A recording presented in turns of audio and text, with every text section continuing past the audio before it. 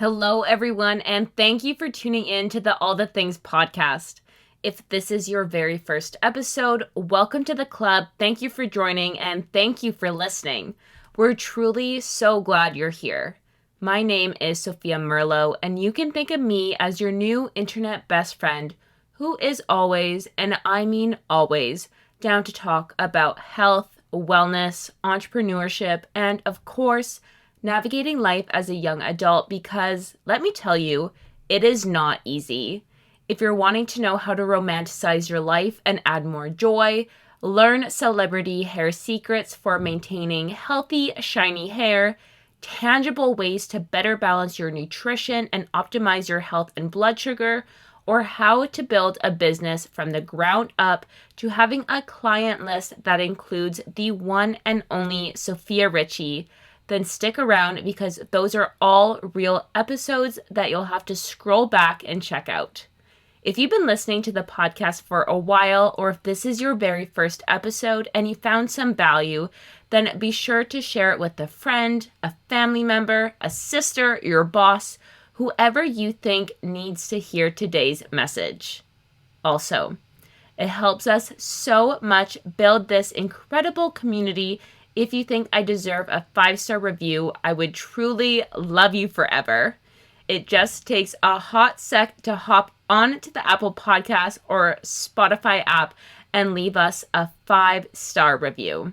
Seriously, I read every single one. Now for today's episode. I am so thrilled to say that our guest this week is Michela Allocca, the founder behind Break Your Budget, the author of Own Your Money, and the host of the Don't Depend on Daddy podcast. In her own words, Michela is the creator behind Break Your Budget, an online personal finance and career platform targeted to helping young professionals take their financial power back. Whether you're struggling to stick to a budget and not sure how to invest, or need a little extra help setting yourself up for that big promotion at work, Michela has you covered. And don't worry, we dive into those topics throughout this episode. Michela's mission is to help you live more, spend less, and feel confident in every financial decision you make. We go deep in this episode covering how to set yourself up financially as you transition into adulthood, how to remove blocks, shame, and improve your mindset with money, how to be more educated and confident with your spending habits, and how Michela herself transitioned from a corporate job as a financial analyst to a full-time content creator and author. I have read her book, Own Your Money, and I encourage you all to do so as well. Especially having a primarily female audience, you can never stop educating yourself when it comes to personal finances. I'm so excited for this episode. It is incredibly jam-packed, and it's seriously one of my favorite episodes I have ever recorded. Before we get into it, one more piece. This episode is not financial advice. This episode is for education and entertainment purposes only. If you are seeking advice, please go to an accredited financial advisor or registered professional. So glad we got that out of the way. Without any further ado, here is All the Things with Michela Allocca. Okay. So for those who aren't familiar with your work and Break Your Budget, I think a lot of my audience will be and are fans of yours. Can you please give us a little bit of an overview of your journey in finances and how Break Your Budget started? I really connect with your journey and how you describe being in your early 20s, especially. Sure. And thank you so much for having me. So I graduated college in 2017. I went to Elon down in North Carolina and I majored in finance. So I was always interested in finance. It was something that growing up, the story I always tell is like one year for Christmas, my mom gifted me an electronic piggy bank. And I was obsessed with collecting my allowance, doing lemonade stands at the end of my street and counting the money to put into it. And I guess that sort of just translated into my interests as an adult. So I majored in finance in college. I had a handful of internships within the industry and ultimately landed in a job post grad within the financial industry. I hated it so much. thought that changing jobs would solve my problem. Ultimately, that didn't happen. It never works. That's never a problem solver. And through my journey, I guess, of just disliking work and also navigating life as a young adult or young professional in the post grad world, getting paid a salary, having bills, living in a city, I sort of realized that there was no resource for people to go to for tips on what you're supposed to do. And I never thought of myself as like that person who would create content or do anything like that. But I have a friend who has an online business, and she has been doing online business and entrepreneurship and all of that for quite some time. And she actually, one time we were having a conversation, she was like, why don't you talk about all of your finance and money stuff that you learn at work on Instagram? And I was like, whoa, whoa, whoa, whoa, whoa. I'll never do that. I don't know what she said that changed my mind or convinced me to do it, but eventually I ended up making an Instagram, treated it more as like a spending diary to hold myself accountable because I also had some issues with my spending, and really just share a lot of the information that I was learning at work with more people. I never really intended or planned for it to turn into anything more than that, but obviously, 4 years later, that's what's happened. And it's been quite the journey. It's evolved, obviously, since 2019 when it all started, but it's been really, really fun. And I found so many other passions just through sharing my interest in personal finance online and talking to people and doing what I do. So it's been a really cool experience. The fact that 2019 was 4 years ago trips me up so Yeah. much. Does it feel like it's been a long time in this, I guess, new life as a content creator and having break your budget, or has it gone by really fast for you? I would say a little bit of both because I quit my full-time job in March of 2022, and my last day was actually like the first week of April. So it's been since Wow. April 2022 that I've been doing this full time. I look back to my stint in corporate, which was 5 years. It was a substantial amount of time. And that it feels like a life I never lived. And I just feel like doing Break Your Budget has become so all consuming in my life in a good way that like I can't even remember what my life was like before doing this. And transparently, even before the pandemic and everything, because so much of my life and my work and everything changed in that period of time. I was living at home for about a year and a half, a little less than a year and a half. And that's really when Break Your Budget turned into a viable option for me in terms of sustainable income. And so it was like a whole transformative period of time, very isolating period of time, as everybody experienced, but a very transformative period of time for me.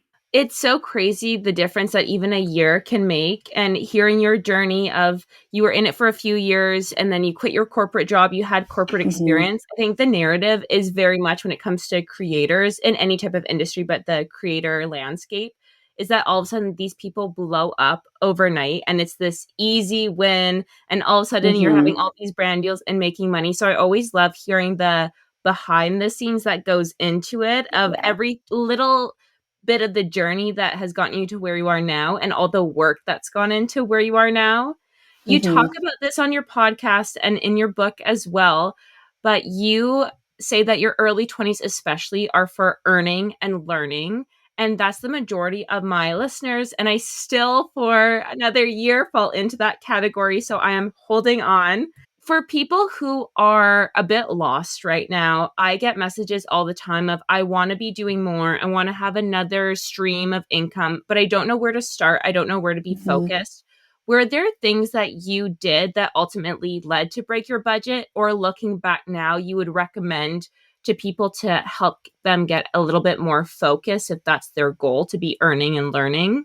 Yeah, so I guess when I first started Break Your Budget, I also was in that position of I have no idea what the heck I'm supposed to do. I think the reason why I've been successful with, creating an online presence, and I think this applies to any content creator you see online who you either look up to or is doing really well or does it full time, is what separates creators who go full time and make a livable wage, or, make these big salaries, so much money in the online space, is internal self discipline and the willingness to put themselves out there and sort of push through that really awkward, weird period where you don't really have an online presence, but you're trying to create one. And I think the beauty of Gen Z, I guess it's sort of two layers of Gen Z. Like there's one subset of Gen Z that's really encouraging that. And then there's the other side of Gen Z that's like really, really, really evil and brutal to people who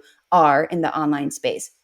But really, to go back to answering your question, like if you're in this position where you're feeling really stuck, my best advice is to learn by doing. And that's what I did with Break Your Budget. I was willing to put myself out there. I was obviously like a little bit self conscious about it at first, very self conscious about it. And I always like to be transparent about that because I was never a social media person. I'm not an aesthetic person.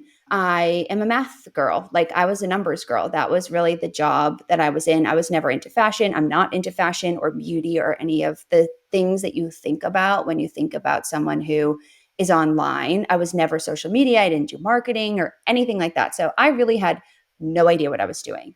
And the way that I figured it out was learning by doing. So I'm like, okay, I don't really know the best way to go about posting on Instagram, but I'm going to take an online class and I'm going to hire a mentor and I'm going to learn what other people who are successful have done to get to the position that they're in. And I think, my best advice, and it obviously depends on if you have disposable income or your willingness to do something like this, is if you have a skill that you want to learn or something you want to learn how to do, spend the money to buy a class or to enroll in a master class or to get a Skillshare subscription or something to learn a skill. Because I think a lot of times people think, well, I didn't major in something in college, or, I'm not learning that at work. Those things should not hold you back from pursuing an interest or pursuing a career path that you are interested in. And when I got into social media, like the only thing that I knew was, and so I taught myself email marketing. I taught myself copywriting. I taught myself, a little bit of design. I taught myself how to talk to a camera. I taught myself how to edit podcasts and videos and do all of these things. I taught myself how to write scripts. I taught myself how to make compelling videos. I taught myself how to create a product and list it for sale. Like I put in years of time to learn how to do these things. And it's not an overnight experience by any stretch. And I think social media makes it look like that, like you mentioned. But usually, before somebody really hits online and has a business that's not just an influencer business, which I'm not knocking, but like somebody who's not just posting outfit videos and, whatever, somebody who's has a different type of business, I guess. The people who are doing that are investing substantial time into learning how to get things off the ground. And you have to be willing and disciplined enough to dedicate the time to do that. And if you do, you will be successful. You may not be successful in a month, but you will be successful. It's the people who give up that are like, well, it doesn't work or it's a scam or whatever. I think there's such a large audience, and not to knock on the general public, but a lot of people want those get rich quick things if we're talking about money, or they want that instant success or instant fame. And they Yeah. get really frustrated, or they use it as a crutch when they don't get it right away, or because, like you were saying, they didn't learn it in schools. In today's world, I feel like there really is such limited excuses. And I know everyone's situation is completely different. They might actually not have the funds or the time to be doing even an online course. They might be a single mom of 3 kids or something. But there Hmm. are so many accessible resources out there. So I love hearing you say just try something, because I know even when I was feeling a little bit lost on where to start the podcast, this is something I wanted to do 3 years before I even started. I had to have a really honest conversation with myself as to why. And I was creating my own mental blocks, not to make this about me, but I think Hmm. a lot of people do that as a way to protect themselves, because it is scary to be maybe a Yes. little bit cringy or just put yourself out there online and be vulnerable. But if you want these goals, nothing worth doing is going to be easy.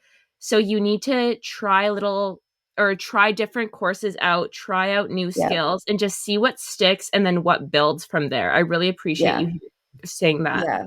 Well, so I think, and I see this with some of my friends or just peers, like people will come to me and say, like, I really want to make more money. Like, I want to start a side hustle. I'm not happy at work, but like, I don't know what to do. And, I'll go sit down with them for an hour and we'll talk about it. And I'm like, I don't want to say you're lucky, but like you have access to me who has Mhm. done this before and unfiltered and behind the scenes. Like, what do you want to know? Because I'm happy to help, especially people who are close to me. And I'll spend the time and sort of say, this is what you should do. Like, here's how you get started. And then it's like, well, they never actually, or they're like, well, I'm embarrassed because the people in my contacts could see me posting on TikTok. And I'm like, nobody cares at all. Like, to be clear, nobody cares. And the only people who do care are the people who are going to say something are, first of all, they're not going to say it to you. So you don't even know. You're just creating a barrier in your brain.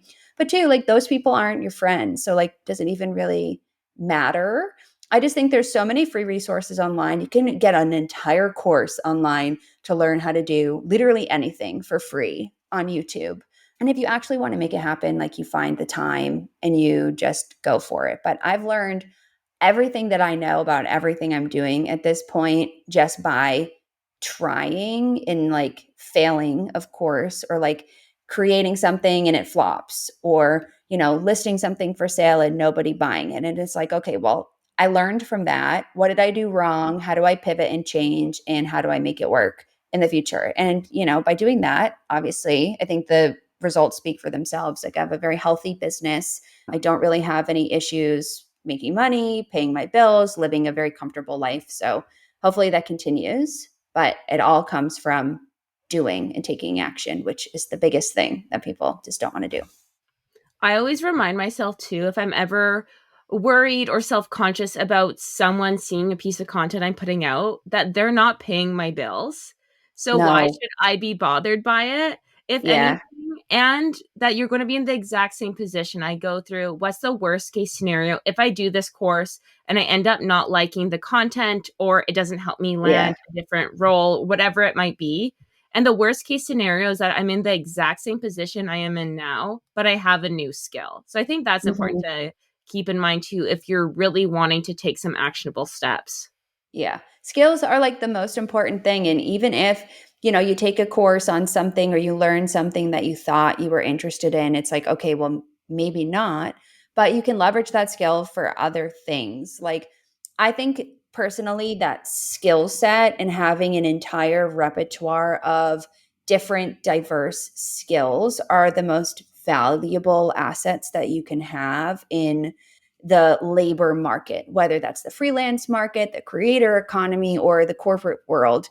If you have diverse skills, you can do literally anything. So, like, I went to college for finance. So, I have 5 years of corporate experience in the financial industry. If I were to go back to corporate, I would not be going back for a finance job. I would be going back for some sort of digital marketing type of job because that's where my skills are now. Those are the skills I'm interested in. I don't have a degree in digital marketing. I don't have a degree in communications or PR or social media or anything like that. But I have, an online digital portfolio that showcases my skills and knowledge that I know what I'm doing.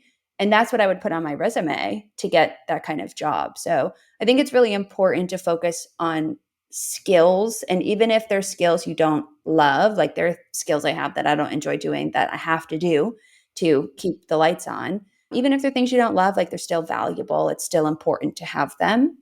And spending the time to learn all types of skills, I think, is the best thing you can do in your early 20s. I mean, throughout your career, but particularly in your early 20s. And I think, especially in the labor market today, given the job market is so competitive Mhm. and the creator economy is really booming. So, like, I think there's space for everyone, but you've got to break through a lot more people now to build an audience, and getting through is the hardest part. I swear there's something about social media that, like, once you crack a certain threshold, everything becomes so much easier, but it's getting to that threshold that's the big slog that a lot of people don't push through. I've been told that so many times by creators that I really look up to. And the biggest piece of Yeah. advice they've given me is to literally just keep pushing until you hit a point. It's like a big snowball effect. And then things, not that they will come to you, but yes, it will be much Yeah. easier, but you just have to get to that point. Yeah. Not to harp on skills and resources for too much longer, but I think I'd be remiss if I didn't ask, do you have any favorite platforms or resources that you go to? So if someone's really inspired by this, is it a Skillshare? Is it Masterclass? Mhm. Is there anything that you'd recommend? So I do have a Skillshare subscription. I like it, but I do find that I actually learn the most from different creators that I Yeah. follow. So I'll share three, or actually I'll share four of my favorites kind of across different platforms. So my favorite like Instagram social media person is Maya Nicole. It's Myanichol. And she's like this lady, she lives in Utah. She's a very like specific topic that she talks about. She talks about growth on Instagram, tips for making your reels hit, how to story tell, things like that. I'm subscribed to her like Instagram online community. I think it's worth the money. I've really learned a lot from her. So she's a big one. Another one that I like is Dan Coe, and he has a great podcast. I think he also, like his podcast is just his YouTube videos. He's a little philosophical and a little bit broy, which I will disclaim. But he's the kind of person that like really inspires me and gets me thinking about the direction I want my business to go in. He talks a lot about creating a one person business and how to monetize the skills or a passion that you have, which I think is very valuable. Another one that I like is Justin Welsh, and he's like a LinkedIn influencer, but he has a really awesome newsletter. It's called The Saturday Solopreneur. I read it every Saturday, even though it's the weekend. And he basically just talks about how to grow as a creator. He also has two courses. I have purchased both, and I really enjoyed both of them. So if you're looking for like a course to buy, I would definitely recommend his. They're like $150, which I personally feel is on the low end for online courses, but I think that really just depends on, what you're willing to spend. And then the last one is a newer one. It's the Future Social newsletter by Jack Appleby, and it's more targeted at like the online digital marketing space and looking at different trends and stuff. And I find that given I work in social media, as my job, I like to be always learning about the industry, the space, things that are working, content that people are enjoying, how brands are approaching social media as a creator is really helpful because it helps me with my content. And like if I'm looking to get certain types of brand deals or work with certain types of brands, like what types of content should I be incorporating into my broader strategy and things that I post. So I find that that newsletter is also very helpful. So those are like the four that I'm actively consuming regularly right now. Thank you so much for sharing those. That is gold and getting your opinion and kind of vetting these creators in such, I don't want to say saturated market because I also agree that there's space for everyone, but there's a lot of content out there. It can be overwhelming. Yeah. So, everyone listening, if you're driving and you can't write it down, rewind, write it down when you get home. That is gold.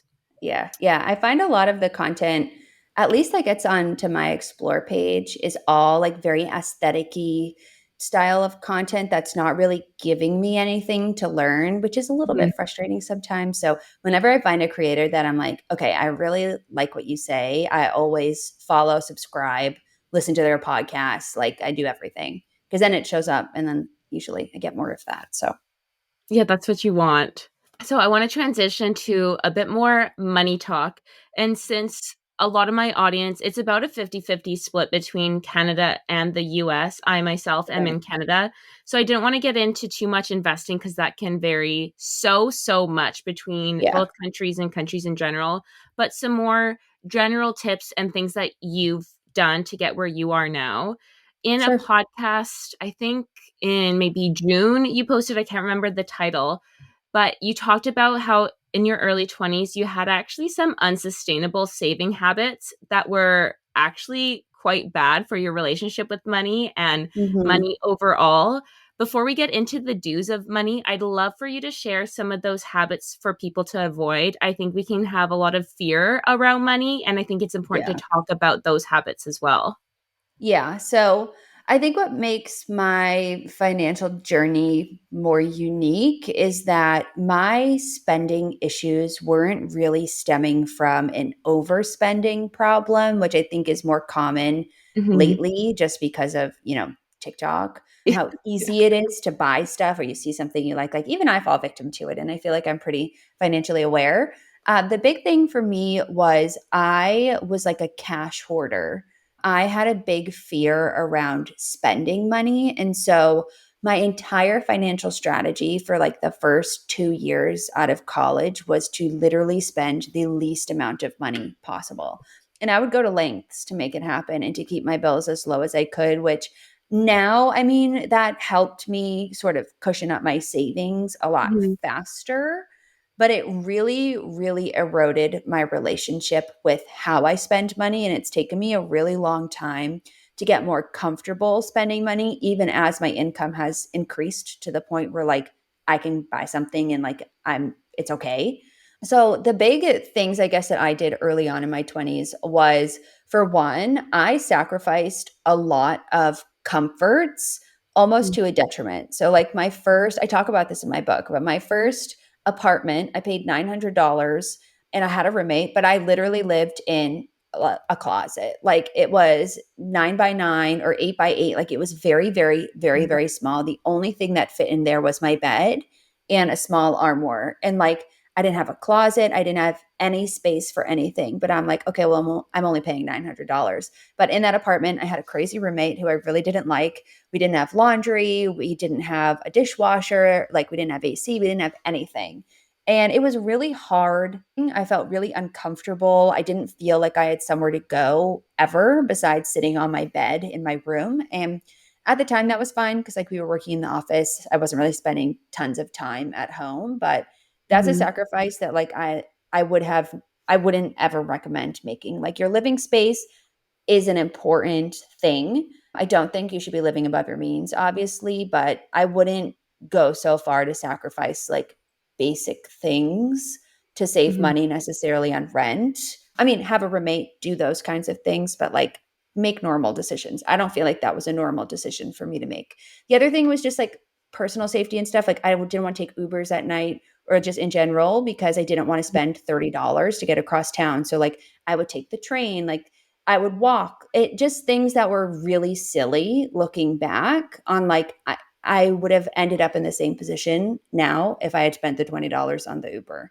Right. So I feel like those were some spending habits that just didn't help me at all. For one, they didn't move the needle forward. But two, they made me afraid to spend money on things that I shouldn't be afraid to spend money on. It's almost like, and I guess I'll trigger warning this, but it's almost like an eating disorder where it's you create these scenarios in your brain of if I spend money on this, the outcome is going to be this, that just aren't real. And so over time, I've really had to focus on being comfortable spending money on things that may not be absolute necessities, but add to the quality of my life. And that's obviously gotten easier as I've made more money throughout my 20s. It's normal to be 22 and feel like you don't have any money. And it's also, I feel like a rite of passage to move through your 20s and start making a little bit more money and realize I can buy the nice thing, I can get the Uber Black, I can do these couple of little things that add value into my life. But it's been a journey to get to that point. And I feel like because I had those really negative spending habits, I mean, I guess they've played into the positive side of break your budget. They helped me learn how to budget effectively. They really gave me something to talk about online and relate to people because I do think that this is something that there are a lot of people out there that struggle with this and it's not something that anybody ever talks about because it's oh, you are just really good at saving. It's I don't think that that's necessarily true. You shouldn't be storing all of your money in your bank account and you shouldn't have a fear of seeing that number go down by a couple of dollars. That's not normal behavior. when it Mhm. comes to your finances, it can be very detrimental, and nobody really talks about it ever. So that was like, I think, the biggest negative spending or financial habit that I had. The other one was like, because I was so obsessed with this, I wasn't keeping a budget because I'm like, oh, if I'm just spending as little as possible, I don't really need to have a budget. I think Right. a budget gets a bad connotation. I see a lot of like financial experts or influencers online or whatever we want to call them saying that you can do all these things and you don't need a budget. And like, I don't believe in budgeting, or budgeting never worked for me.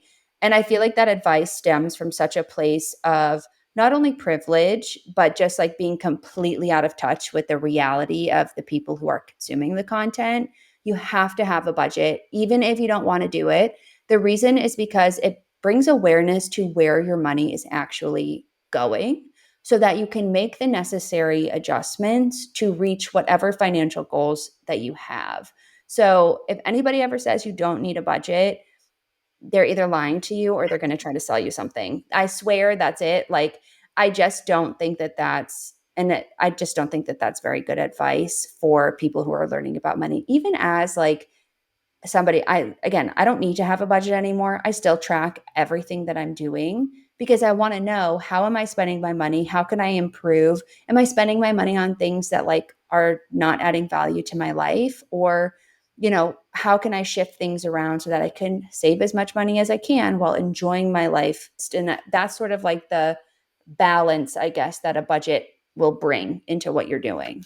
Thank you for sharing that, because I don't think people talk enough about either how much money and your habits with money relate back into your mental health, your emotional health, and your social life too, especially in university. I know there's a lot of pressure to go out with friends, which includes drinks at a bar that can rack up really quickly, and taxis and Ubers and all those things.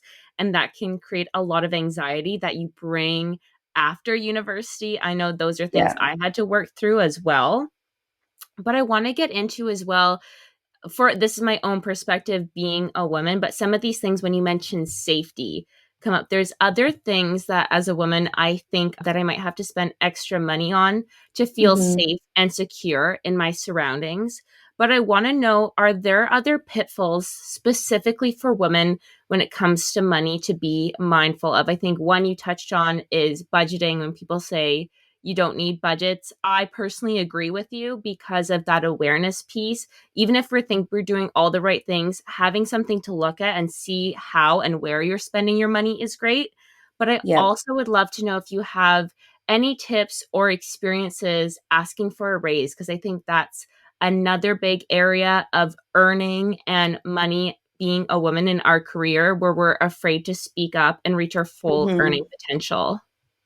Yeah, so I think there's a script actually. It's called the negotiation sandwich when you are negotiating anything, whether it be a job offer or a raise or something. And it's basically where you start with like a positive statement, then you place your ask, and then you end with another positive statement. I have some content on that, so I'll, direct people to go onto my Instagram to go find that exact script. But when it comes to making more money in the workplace, especially as a woman in the workplace, because I think anybody who's worked any job, or any woman who has worked any job, has had some experience at some point of feeling inadequate or asking for something and not getting what they want, or being told that they're intimidating or that they're doing something wrong. It's a universal experience. It's happened to me. I'm sure you've experienced it in some Mhm. way at some point too. The best way to combat this is to have proof of everything that you're doing. So when those conversations come up, you have the ammo essentially to say, this is what I did, this is the impact that it had, and this is why I'm asking for what I'm asking for. And so I always recommend, if you are working a corporate job, or honestly, even if you're working a freelance job where you have to share rates and give rates, having, a backlog of all of the prior work that you've done, keeping a running list of projects you're working on, high level tasks you have at work, and then the associated impact or value add of those things all in one document. So I had this template. I have it now still. It's on my website. It's called the Own Your Career template. And essentially, what it does is it puts together a little framework for people to keep a running weekly to do list, track the value add for all of the projects and tasks that they're working on that week, highlight any unplanned work that comes up, who's involved, any feedback that you get, who gave you that feedback, and then a place for you to list out weekly accomplishments. I used it when I was in my corporate job and advocating for a raise or a promotion. I was actually due for a promotion right before I quit my job. I had brought all of this to the table. I didn't end up getting it, and that was a catalyst for leaving my job. But the reason why I say you should have that is because it's pretty normal for one, you to forget all of the work that you're doing, because it's likely that you're doing a ton of work. But two, a lot of times people will, say, oh, well, you actually didn't do this, or you did part of this, but you didn't do this. And if you have the proof, they really can't dispute that. And I'm not saying that it will completely change the outcome.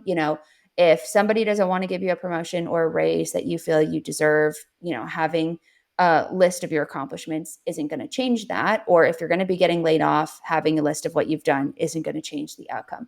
What it does do is empower you to make decisions with that information. So let's say you're due for a promotion, you've put in the work, you've showed up for yourself in that conversation, you've shown the proof, you've followed the script, and they still say no. It's like, okay, well, I've done all of this awesome stuff.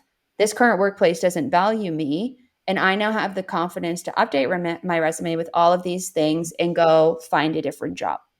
Or if you get laid off and you need to put together a resume to get a new job, or you want to change career paths, you have a place that has examples of different projects and different things you've worked on that you can use to tell a story on your resume or in an interview, which is really, really powerful if you are trying to get a job and the next job grade up, or like do a vertical move instead of a lateral move, or change career path. So like, let's say you work in marketing and now you want to work in sales.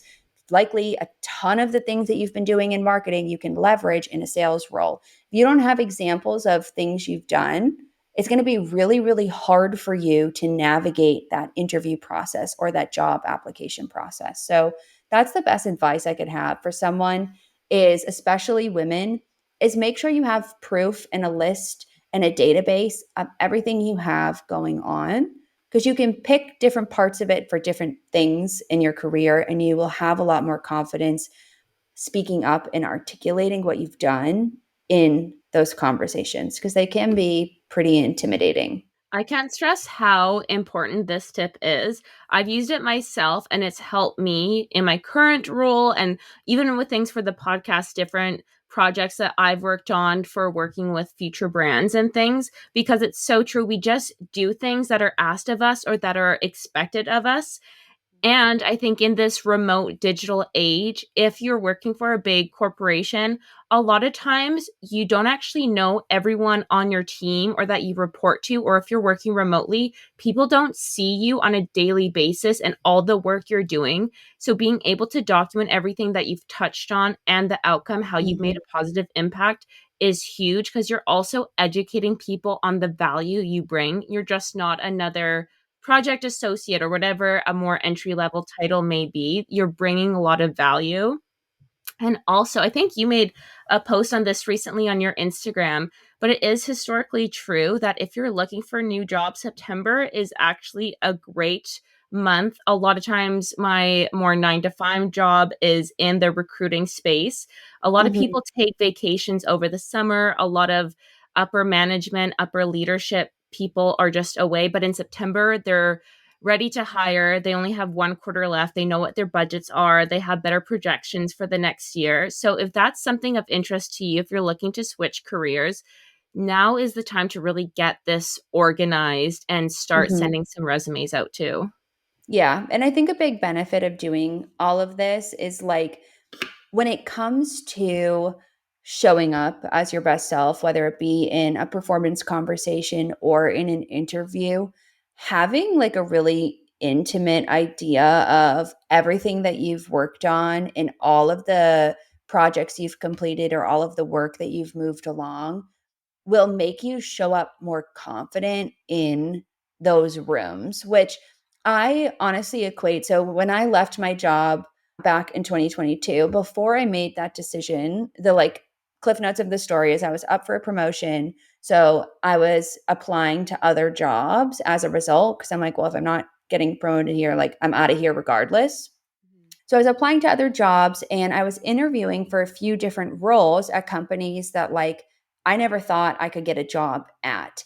And I swear to God, the reason why I ended up getting both offers and they were both well over six figures. And I think the reason why I was able to make it through that process confidently is because I had like a real list of all of these different examples of things that I had done. So when I was preparing for the interviews and like I knew I was going to be getting asked behavioral questions or I needed to have answers to different types of softwares that I use, like I had real concrete examples that I could pull right off the top of my head instead of sitting there like twiddling my thumbs, thinking as fast as I could on my feet, what am I going to say to answer this question? And that makes a huge difference in how you present yourself during an interview. And that honestly can make a difference or be the deciding factor in a decision when it comes to who they're going to hire. Like, is this person confident? Does this person have good people skills? And if you are someone who struggles with public speaking or interviews or important conversations intimidates you, this is one of those like super tactical things you can do that will make a difference. No, it's such a great tip. And like you just said, it's accessible for everyone. If you get really intimidated by having those conversations, this is going to be the first step. I think that this is, if you take anything away, something to start doing today, it's this. Yeah, I But agree with that. speaking of things to start doing, I want to know some more just practical tips, really tangible things. We talked a little bit about budgets. Are there maybe three things that you do on a monthly basis that you feel would benefit the greater public when it comes to finances? So this could be reviewing an Excel spreadsheet of your spending Mhm. or tracking your credit card, setting up monthly payments, any three small things to help when it comes to personal finances. For sure. So I am a big advocate for financial routines and I follow a weekly money routine every single week. It's something that I've literally been doing since, when I started doing all of this. It's been 4 years. That was really the very beginning when I started Break Your Budget. I would say was the very beginning of my financial journey because that's when I was like, I'm going to be sharing everything that I'm doing. So like I've got to actually do it. Yeah. And that weekly money routine has 3 steps. So these are the 3 things that I do for my finances every week. I would recommend if you're starting out on your financial journey to do a weekly routine. I think looking at your finances once a month just really isn't enough. So the first thing I do is I track my expenses. So I pull up my credit card statement. I have a tool, it's called the Personal Finance Dashboard. It's the tool that I use, but really when it comes to a tool, the goal is to use a tool that you're actually going to like and use and go back to. So I'm a spreadsheet person. So the tool that I use is a spreadsheet. But if you are somebody who doesn't like Excel or Google Sheets or whatever, use an app, use a pen and paper, use a notebook. I don't care. Pick a tool that works for you. So that's, I think, the big overarching piece of advice that I have. But I'll pull up my tool, I pull up my credit card statement, and I track my expenses. And I track them in detail just because I like to have that information, like I had talked about a little bit earlier. I track my expenses and categorize them as either essential or non essential. And I have different subcategories within there. But usually this takes me about 5 or 10 minutes because I do it every week and I'm not spending like tons and tons of money every week. Like there's maybe 5 or 10 transactions for me to track. So that's the first thing that I do. Tracking your expenses is like the most tactical, easy, simple thing to do that will draw so much awareness to how you are spending your money. And I think the first step in changing anything you're doing, whether it be in a positive direction or a negative direction or whatever, is knowing what's going on. This is also like the hardest thing for people to do because a lot of times they don't want to look at their credit card statement. They just want it to be on auto pay, or even the thought of logging into like a bank account or anything like that is stressful. I get a lot of questions. It's like, what's your best advice for getting over the hurdle of starting a budget and looking at my credit card and my banks and stuff? And my advice for that is to just do it, suck it up, swallow your pride, log in, sit down, get a coffee, make it a comfortable experience. Like it doesn't need to be this awful thing that you do in your cubicle at work. Like you can do it at home. with a coffee or whatever, sitting on the couch, and just look at it. Like if that's what's intimidating you the most, look at it one day and then the next day go back in and start tracking. So that's a big thing. The next thing that I like to do is take a moment to just self reflect on how I'm feeling about what's going on. So I have weeks where, I spend a little bit more money than maybe I want to, or I have weeks where I spend less money than I was planning and then kick something in my brain where it's like, okay, next week I can splurge, which like really shouldn't be what I'm doing, I'm like spend's guilty. a good thing. Yeah, I think that's something that a lot of people struggle with. It's like girl math, right? Like everybody's just, I spent less, so now I have more money to spend in the future, which isn't, that's not good. But I'm aware of that. I'm very self aware of it because I set the time to like acknowledge that. So if you have issues spending your money, whether they be similar to me in my early 20s, where like I was afraid to spend any money, or the opposite direction, where you find you're doing a lot of impulse shopping, a little bit of self reflection is going to be a huge catalyst for changing your spending behavior. So, that combined with tracking your expenses is like the equation or formula for how you're going to change your approach to your finances overall. The last thing is I'll make adjustments to my budget. So, depending on how I've spent, I'll look at my budget for the month and be like, okay, we're halfway through the month. I've only spent $100 on restaurants. I'm probably not going to spend my $300 budget on them this month. So, I'll bring that down a little bit. And then I'll look and see, did I overspend anywhere else, or did I do any shopping, or do I want to do any shopping? And I'll shape shift what I've allocated for the month. I think the other reason why so many people struggle with budgeting, or they get online and say budgeting doesn't work for me, is because they create so much rigidity around their budget at the beginning of the month. And it's like, what I say I'm going to do on September 1st is going to be very different than what actually happens on September 30th. And I'm fully aware of that. And I'm not trying to resist it, like I'm Mhm. creating an initial plan, checking it every week, and I'm making adjustments based on what's actually going on, because you can't predict your life. You can't predict your desires. You can't predict what's going to come up. You can't predict anything about it. You can create a plan and a guideline for what you want to do, and then it's your responsibility to go back in and make the necessary changes so that you get as close to that landing target by the end of the month as you want. How you get there doesn't really matter. Like I went into August thinking I was going to spend no money on shopping this month, and then I ended up going to do a return and finding some things that I liked, and I spent a little bit more money doing shopping than what I wanted to. And the sun came up the next day and everything was fine. But I just made those adjustments in my budget, and everything, like I still saved the money I wanted to save. I was still able to invest. Everything was okay. But if I had just quit my budget when I went and like spent money at Aerie, I wouldn't have ended up doing half of the things that I did this month, because I would have thought like I've already overspent. Like I just can't spend any more money this month. And I think that that's also like a really unhealthy way to approach your finances. So those are the three things that I do every week. I do like a much more glorified version of that at the end of the month as well.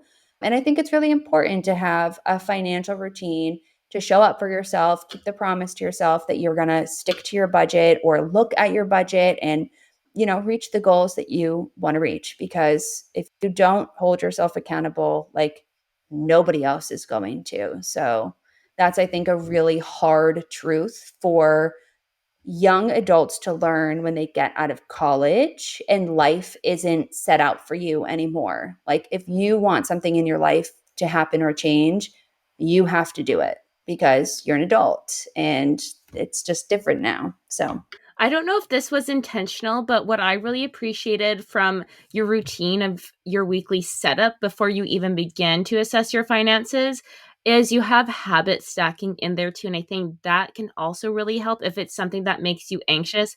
I love that tip of going, getting a coffee, making yourself comfortable, because then you're pairing something that might be really uncomfortable and non desirable with something that makes you feel good and something that you want to do. So if you're someone that this topic makes you anxious, makes you flare up in hives, you don't want to open the bank account on your phone or however yeah. you check, That's a great entry point. I don't want that to get missed. Pairing it with something that you enjoy doing so it becomes part of your, I want to say, financial hygiene. I think we have our Yeah. personal hygiene, but you need Yeah. a financial hygiene as well to make sure that you have financial health, you are self aware.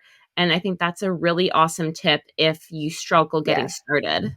Yeah, I call it financial self-care because I Love think that. that that's like caring for your finances is just as important as like your personal self-care routine. I've been seeing a lot of maintenance routines floating around TikTok, so I made like a money maintenance routine.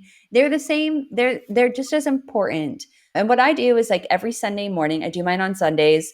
I make my coffee or I go out for a walk and I like grab a coffee. I come back and I sit down and I do it before I go to the farmer's market. And what it does is it's sort of like is my reset moment for going into the week ahead. Because Sunday's that sort of weird day where it's like, is it the weekend or is it the next day, the next week?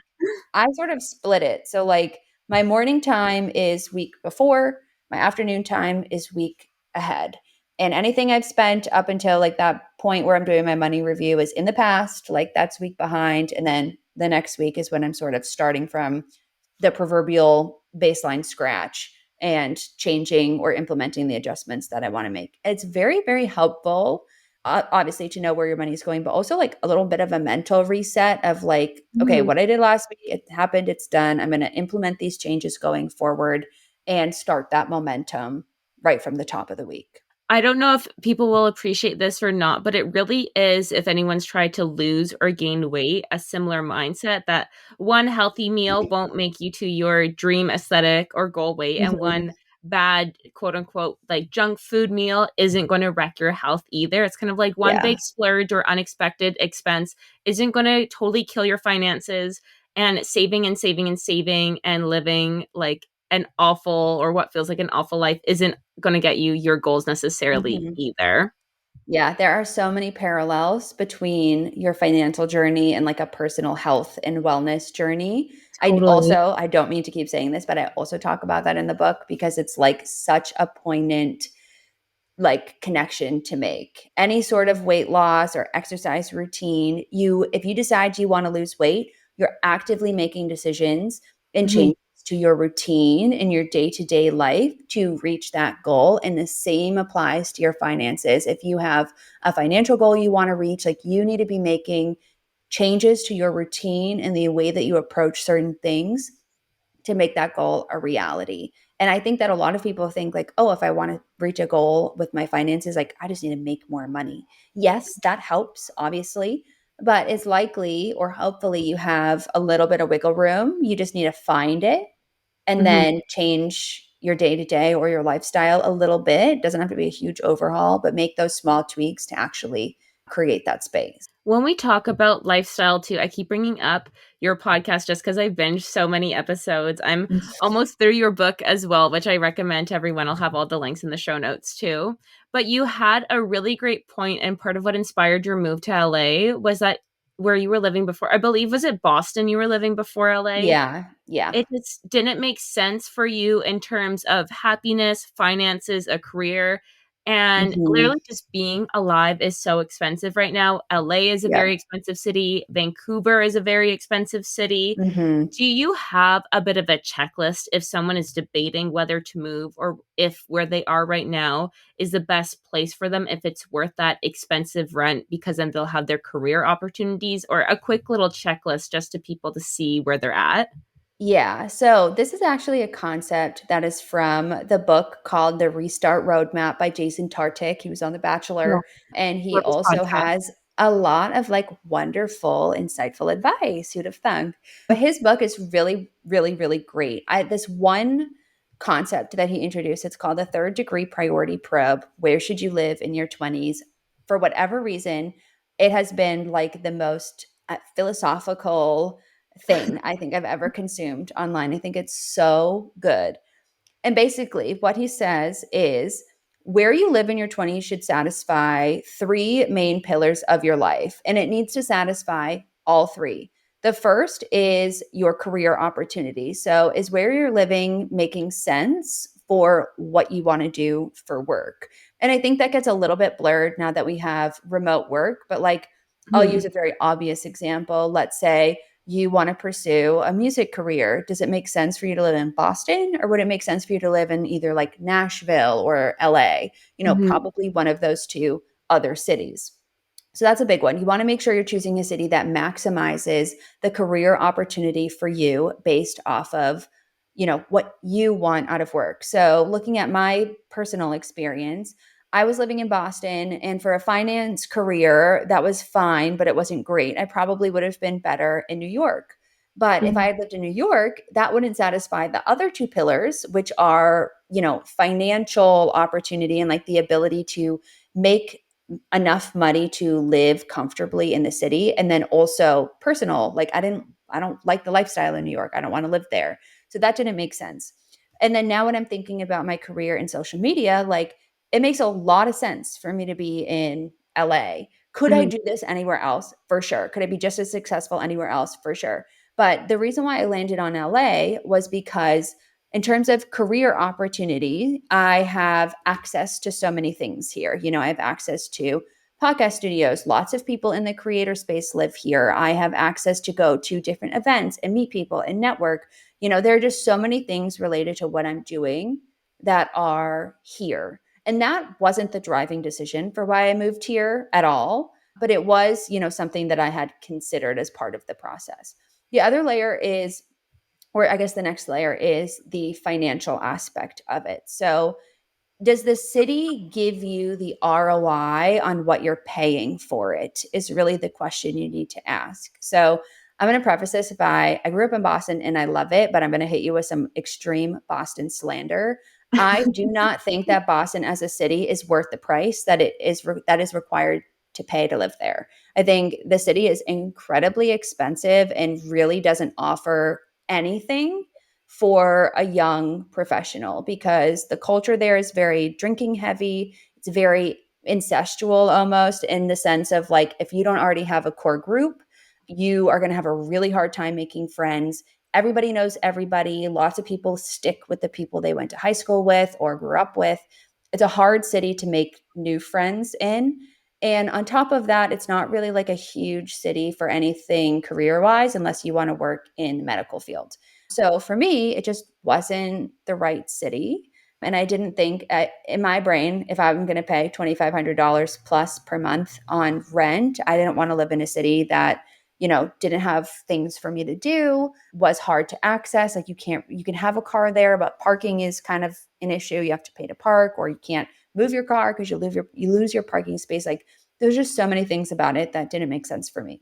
And then the last layer is lifestyle, personal happiness. So, where you're living has such a dramatic impact on how you show up as a person, your overall happiness. So, I really value being able to live my life 11, 12 months of the year. I love living in a warm climate. I love having access to, natural geography. Like I love to hike, I love being outside, I love going to the beach. I love all of those things.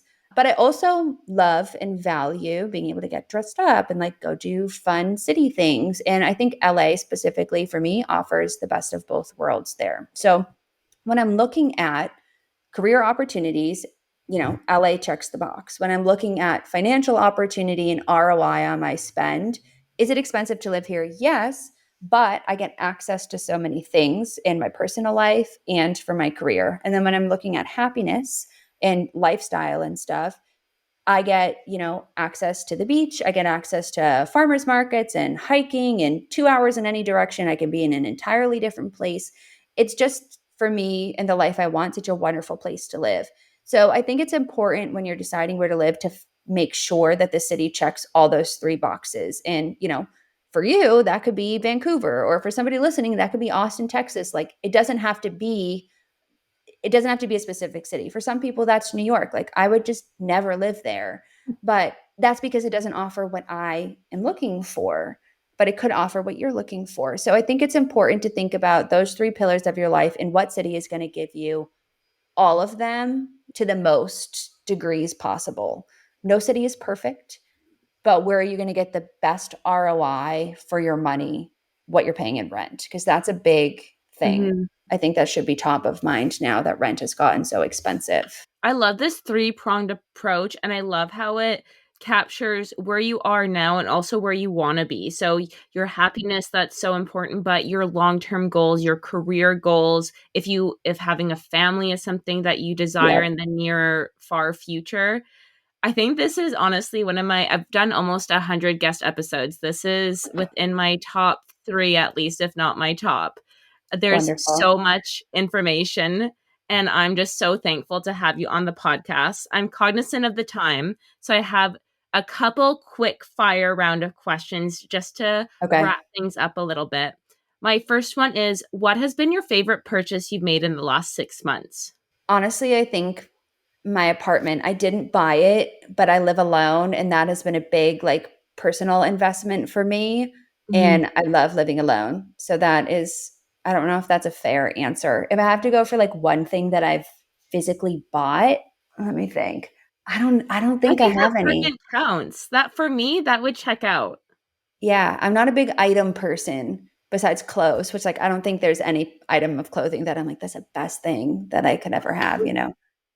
No, I think rent and having that investment in yourself, I think that 100% answers the question. Okay. My next one, and you've already given us such great recommendations for resources, but I ask this to all my guests, and that is there a product, a book, you can even plug your own things at this point, something Mhm. that you're just loving right now that you want to share with my listeners? So those 4 creators that I mentioned, I would say are like my go-to resources currently. If I had a book to recommend that wasn't my own, I would say read The Restart Roadmap. That's where he talks about the third degree priority probe, but also like really other great career advice.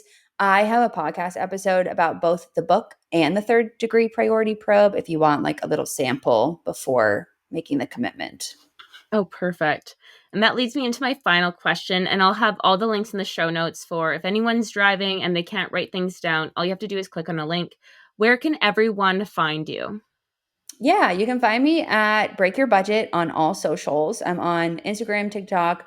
I would say I spend the most time on Instagram. I do have a YouTube channel, but I'm not doing long form video content anymore, at least for the foreseeable future. But I've got lots of videos up there that you can watch for now, anyways.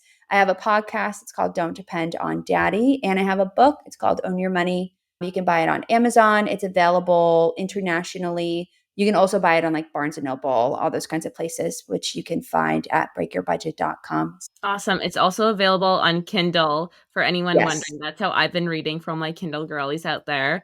Michaela, thank you so, so much for coming on the podcast. This has been so insightful for not only my listeners, but myself. You're welcome back anytime at all. cool. Thank you so much for having me. Wait, before you go, you know the drill.